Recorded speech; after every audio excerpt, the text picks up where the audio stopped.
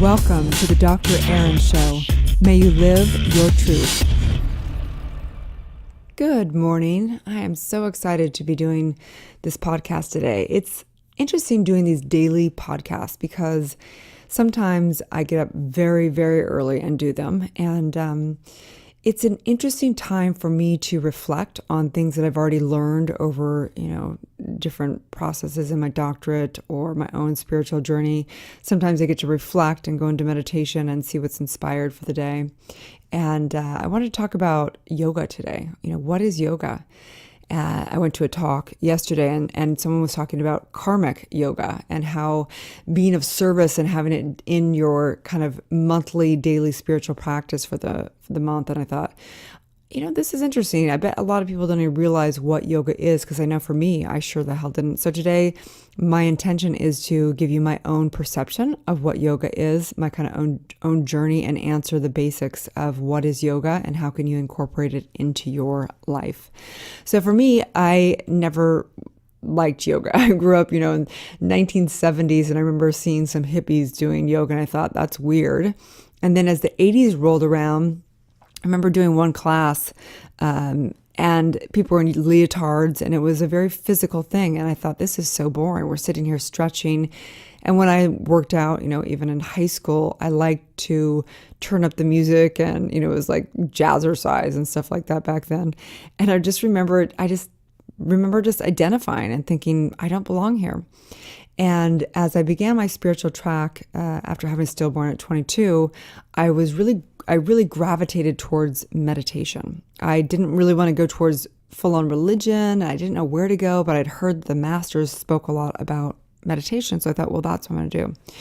So as I journeyed more into my practice, what was funny is I realized that true yoga is considered to unite. It is the yoke. It is the merging of the individual with the infinite, with the cosmic self, with spirit. And so as I began to go through my doctorate, of course, we studied so many different religions and philosophies and different Eastern practices. And I realized oh yeah, okay, yoga and meditation is just an aspect of yoga. And in America, we often think that yoga is just this physical thing. We see on Instagram all the pictures of the girls doing, different positions. And it's fine. It's good. It's a body, mind, spirit thing. So I want to break this down a little bit for you today. So you can get a pen and paper. You can do whatever. I'm going to be referring to a couple books. One that I refer to a lot, because after I did my doctorate, I did study Kundalini Yoga, and I'm not a Sikh. It's a Sikh practice, but I do believe that it is an incredible practice at so many levels, and from Yogi Bhajan. And I didn't realize that Yogi Bhajan had come over and basically there's 22 different types of yoga in India. And there's all kinds of different things, from bhakti yoga to hatha yoga to karma yoga to kundalini yoga. There's Raj yoga, which is about basically the true meditation practice. There's Shakti yoga, there's Tantra yoga, there's you name it, there's all different types of yoga. And the point of it is that yoga is considered the yoke. It's considered the uniting. Like I said, it's really merging the body, mind, and spirit as one. And so why is this important? It's so that we, that place within yourself where you get really combative throughout the day, like you want one thing from your heart, but your mind's telling you another thing, and you're having this battle within. The union is really to become the most powerful, authentic, most, highly thinking, expanding consciousness person you can possibly be. And this takes practice, because we are born in these bodies that have reactions, that has DNA and things, and we're born astrologically into our karma as well. And why do we want to practice yoga? It's really to go beyond that, to transform and to merge into the most powerful aspect of thyself, the highest version of the self. And so I want to break this down a little bit. So I'm referring to this book by Yogi Bhajan, and it's really a beautiful book. I like this book a lot. It's in the training manual, which was a 9-month program that I went to after I did my doctorate, which I thought, this is completely insane. Everyone around me was like, "What are you doing now?"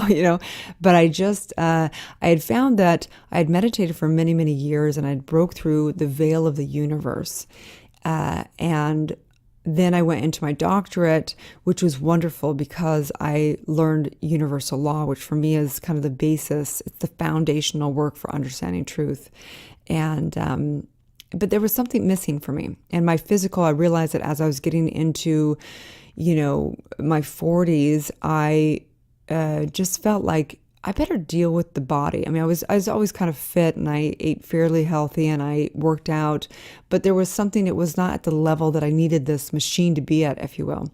And so I thought, I need to incorporate something that is going to get my body in gear to be able to handle, because when you're downloading so much information through meditation, for me anyway, it was hard on my body. I was not able to completely hold the intense energy that was actually coming through some of my meditations. And I'd have to ground. I'd have to go for a walk in nature and get grounded, and it would frazzle me a bit.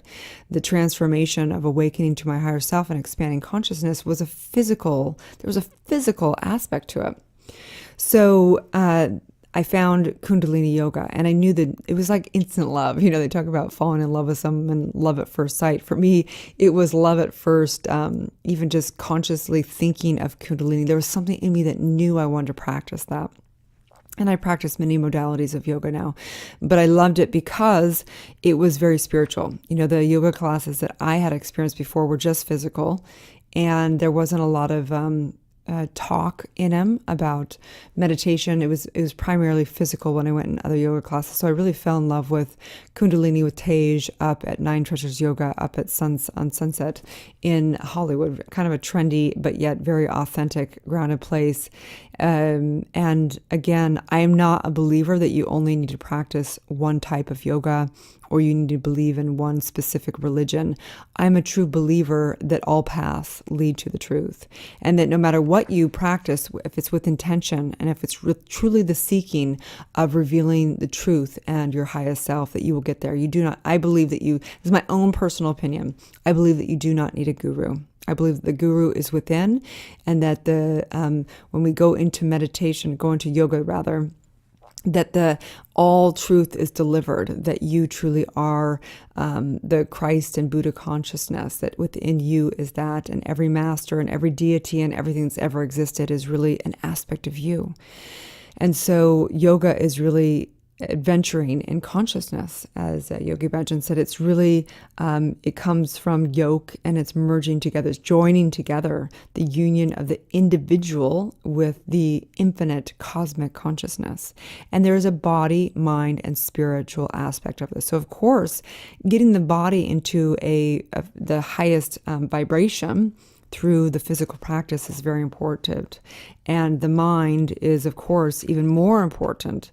And mind is really, in the mind, it's meditations, it's really expanding consciousness fully in the yoga practice. So sometimes it's in the breath, we use breath work in it. Sometimes it's in the mantras, we actually say things over and over again. There's sound vibration, because we learn how to direct the mind onto universal law. There's kriyas, which are actually the postures, because we're actually in a relationship with the entire universe during yoga.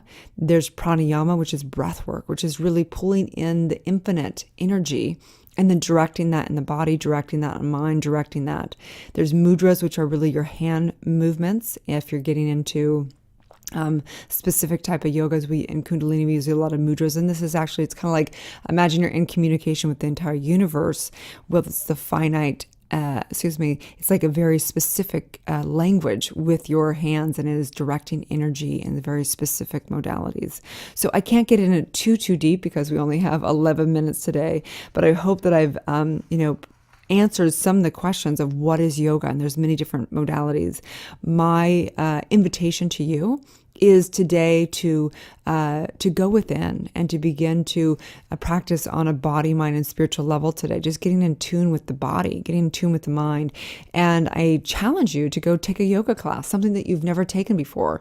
Maybe you really want to take a physical one because you are ready to step into a physical embodiment. Powerful. Maybe you're really wanting to step into more of a spiritual yoga, a kundalini yoga, or some bhakti yoga, something like that, devotional yoga, whatever it is for you, but to adventure in that.